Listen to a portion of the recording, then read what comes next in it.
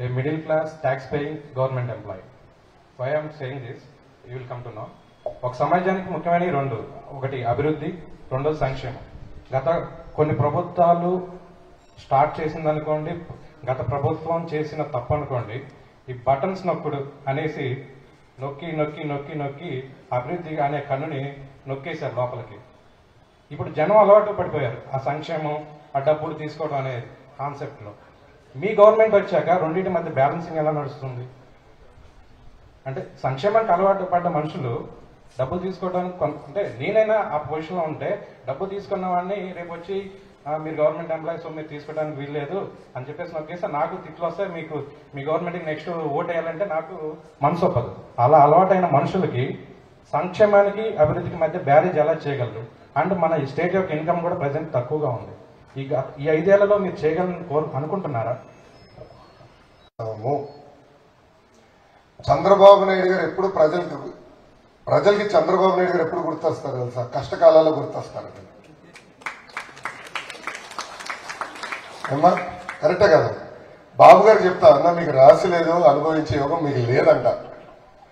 ఎప్పుడు రాష్ట్రం కష్టకాలాలు ఉన్నప్పుడు ఆయన చేతికి వస్తుంది. 1995లో కూడా అట్టనే వచ్చింది, 2014లో అట్టనే వచ్చింది. అన్ని సెట్ చేశారు, ప్రజలు వేరే వైపు చూశారు, ఓడిపోయారు. అదే జరిగింది. 2014లో కూడా సంక్షేమం చేశాం కదా, దాదాపు 120 సంక్షేమ కార్యక్రమాలు చేశాం. కానీ అభివృద్ధికి ఎప్పుడు వెనకెళ్ళాం. రోడ్లు వేసాం, డ్రైన్లు కట్టాం, తాగునీటి పథకాలు తీసుకొచ్చాం, పరిశ్రమలు తీసుకొచ్చాం, పరిశ్రమలకు ఇన్సెంటివ్స్ ఇచ్చాం. అంటే కియా ఎట్లా వచ్చేది, హెచ్సిఎల్ ఎట్లా వచ్చేది, టీసీఎల్ ఎట్లా వచ్చేది, అదానీ వచ్చేవాడ, ఇట్లా అనేక కంపెనీలు మేము తీసుకొచ్చాం.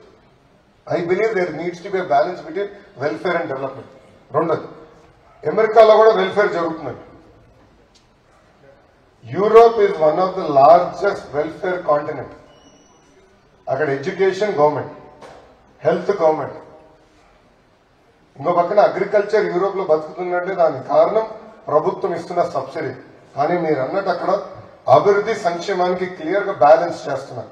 ఆ బ్యాలెన్సే ప్రజలు ముందలు తీసుకుంటున్నారు, ఆ దేశాలు ముందరకెళ్తారు. ఆ బ్యాలెన్స్ మెయింటైన్ చేసే బాధ్యత మన ప్రభుత్వం తీసుకుంటుంది. అందుకే మీరు చూస్తే ఏ పార్టీ మేనిఫెస్టో ఇచ్చినప్పుడు ముందర ఉచితాలు చెప్తుంది. కానీ మేము ఇచ్చిన మొదటి హామీ 20 లక్షల ఉద్యోగాలు. 20 లక్షల ఉద్యోగాలు క్రియేట్ అయినప్పుడు ఆంధ్ర రాష్ట్ర ఎకానమీ 2.5 టైమ్స్ పెరుగుతుంది. 2.5 టైమ్స్. మా అంచనా ప్రకారం every 8 lakh jobs, primary jobs create చేస్తే ఎకానమీ విల్ డబుల్ దాని ఇంపాక్ట్. అలాంటిది 20 లక్షల ఉద్యోగాలంటే 2.5 టైమ్స్ ఆంధ్ర రాష్ట్ర ఎకానమీ పెంచడానికి అవకాశం. ఇప్పుడు నరేంద్ర మోడీ గారు $5 trillion ఎకానమీ ఉండాలి దేశానికి అంటున్నారు. మై క్వశ్చన్, ఆంధ్ర రాష్ట్రం ఎందుకు $1 trillion ఎకానమీ ఉండకూడదు? $1 trillion. పోర్ట్స్ చేయొచ్చు, ఫార్మా మ్యానుఫ్యాక్చరింగ్ చేయొచ్చు, ఐటీ చేయొచ్చు, బ్లూ కాలర్ మ్యానుఫ్యాక్చరింగ్ చేయొచ్చు. అరే హైదరాబాద్ లో ఈరోజు ఫార్మా కంపెనీలను నడిపించేది ఎవరండి? స్థాపించింది ఎవరండి? ఆంధ్రులు. ఐటీ కంపెనీలు ఆంధ్రులు. మళ్ళీ ఇక్కడ అవకాశాలు లేక కదా అక్కడికి వెళ్ళారు. Why can't we create that ecosystem here?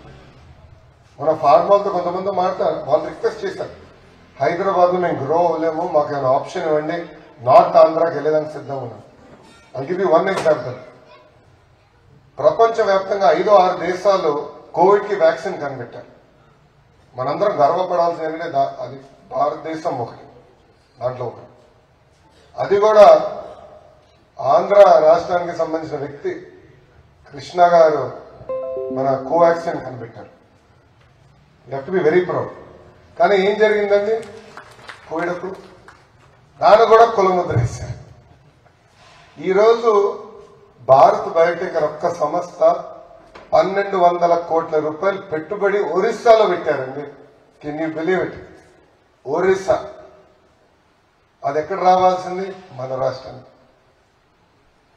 So ముఖ్యమంత్రి గారు కానీ ప్రభుత్వం కానివ్వండి, సమాజాన్ని చీల్చే పనిలో ఉన్నప్పుడు పెట్టుబడులని పక్క రాష్ట్రానికి వెళ్తారు. సో పెట్టుబడులు అంటే అభివృద్ధి, సంక్షేమం తెలుగుదేశం పార్టీకి 2 చక్రాలండి.